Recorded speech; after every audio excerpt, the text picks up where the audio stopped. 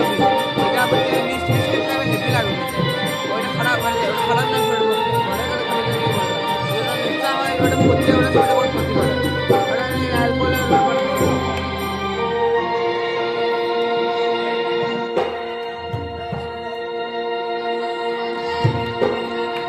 আর চলে যাবে বলে ঝাড় বাড়ি দেবো।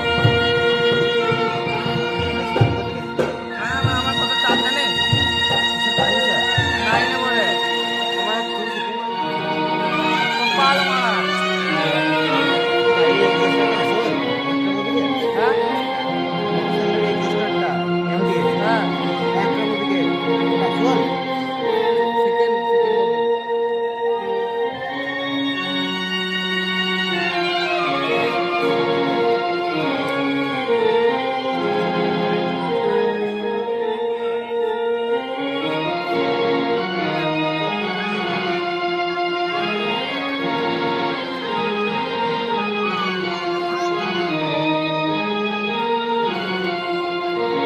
ফোনগুলো মারি গিয়ে বাসে বাজবে, ফোনগুলো মারি গিয়ে বাসে বাজবে, লোকটা বাসে বাজে না ক্যারেন্টের বাজছে, লোকটা ফোনটা মারি গিয়ে বাসে বাজে বাজছে। হ্যাঁ প্রেশার বড় না, খাওয়ার একটা গুলো হয়, খাওয়ার একটা প্রেশার নাই, প্রেশারে আমার কামড়াটা ছোড়া যায়, আমাদের হাতগুলো যখন করা পড়ে না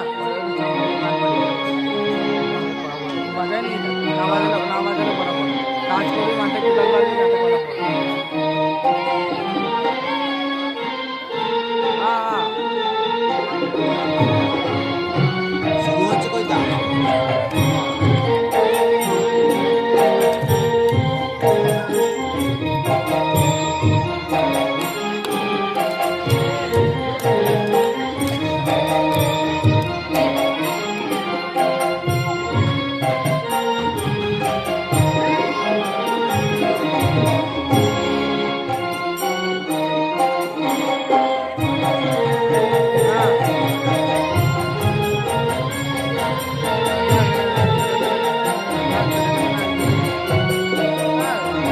আমি মানে রাত্রেবেলা বাজে ঢুকবো, তাহলে ভাজি ভালো মজা,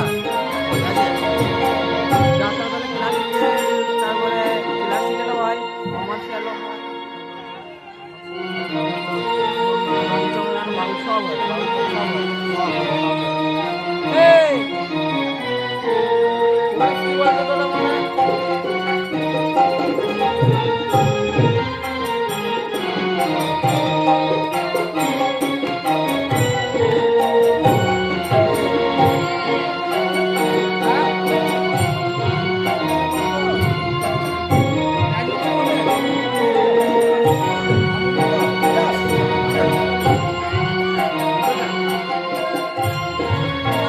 উঠাবো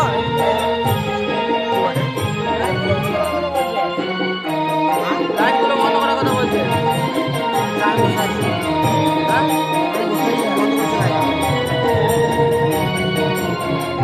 করে দেবে, করে দেবে, করে দেবে।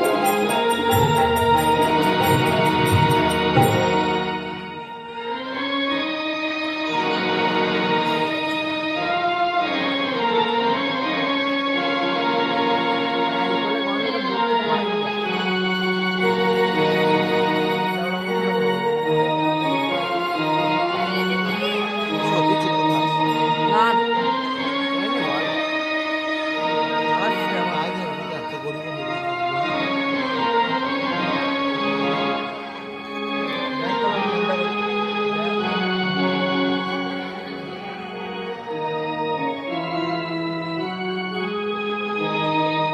ওই এটা শুনো, হ্যালো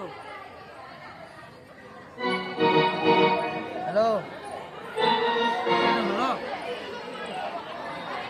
এই তো আমি আমাদের নিয়ে এসো, আমি যাবো না, আমি এখানে আমার ওই যেটা সন্দীপকে বলে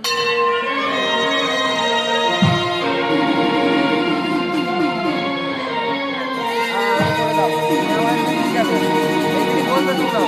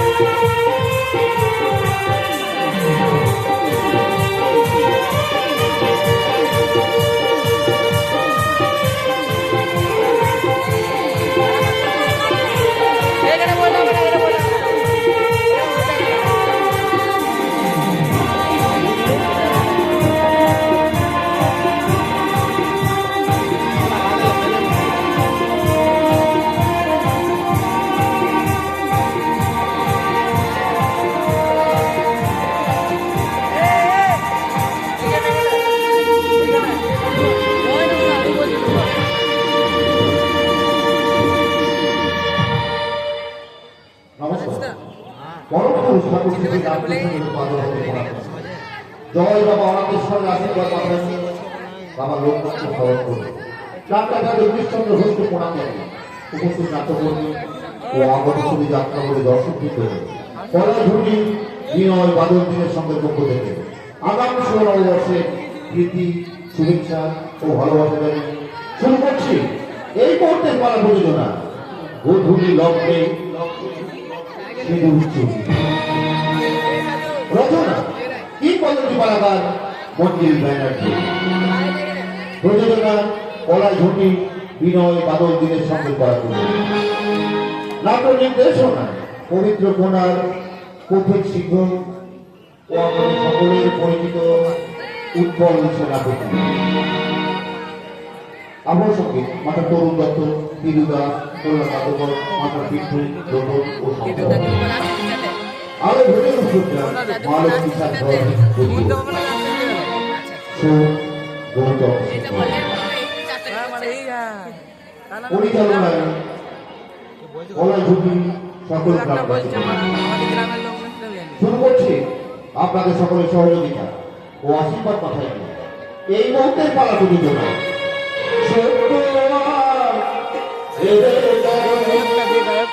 মিথ্যের মহামারী নিয়তির খেলা শেষ হলো গভীর লাগবে সিঁদুর চুরি, গভীর লাগবে সিঁদুর চুরি,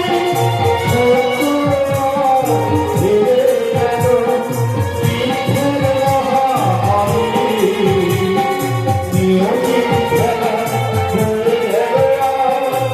গভীর লাগবে সিঁদুর চুরি, গভীর লাগবে সিঁদুর চুরি, গভীর লাগবে সিঁদুর চুরি।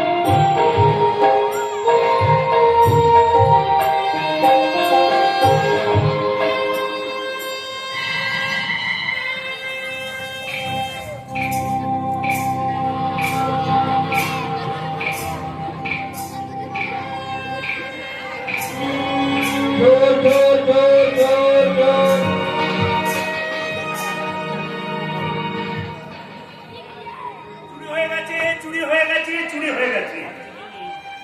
বাড়িতে গিয়ে তুলসী তলায় সন্ধ্যাবেলায় সন্ধ্যা প্রদীপ দিতে গিয়ে দেখে চোর বেটা সব নষ্ট সন্ধ্যা করে দিয়ে চলে গেছে। এমনকি ঠাকুর ঘরে থাকা সিঁদুর কৌটো পর্যন্ত বাদ দেয়নি।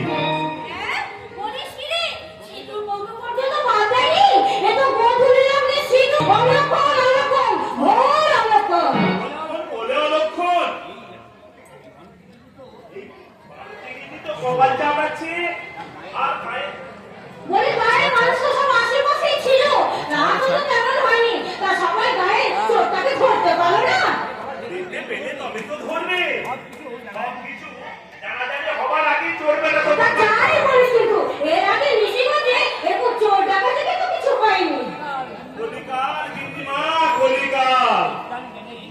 বিজ্ঞানের জ্ঞানে মানুষগুলো আলোকিত না হলে কি হবে?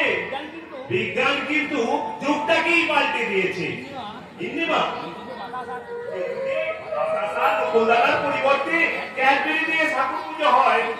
সেই যুগে পাড়ার মন্দিরে সন্ধ্যারতির সময় কোনো মানুষজনকে পাওয়া যায় না। ইলেকট্রিক বিদ্যুৎ চালিত ঘন্টা চালিত হয়। চুরি ডাকাতি হবে না তো কি? স্বয়ং ঠাকুর রামকৃষ্ণ পরমহংসদেব এসে মাতৃকালে যা বলেছিস তুই কিন্তু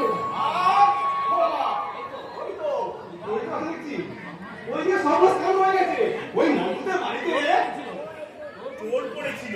এ তো বাসি খবর। হ্যাঁ এই খবরটা অনেক আগে পেয়েছি কিন্তু তোর খবরটা কি কবে কি বলি কলেজ থেকে ফিরতে তোর এত দেরি হলো কেন?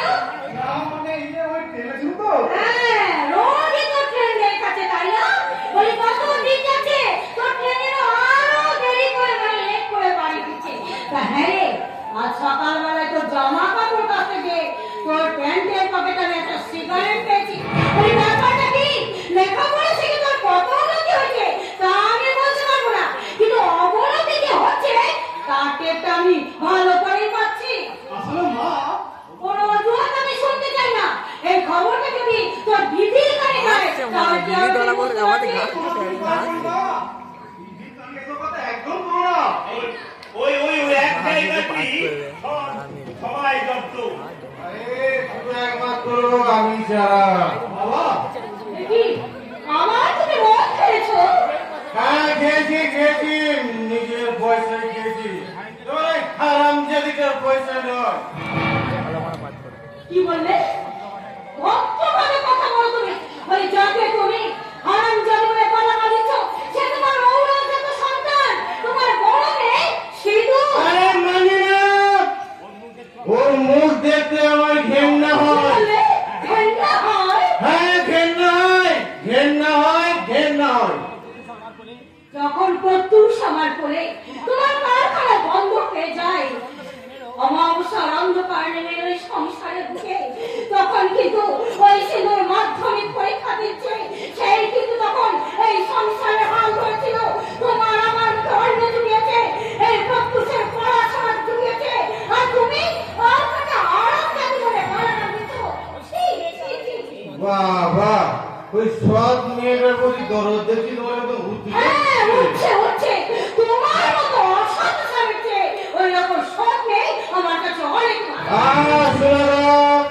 এতদিন যা হয়েছে শোনো, এবার থেকে না এই পুরো সংসারের দায়িত্বটা আমি নেবো।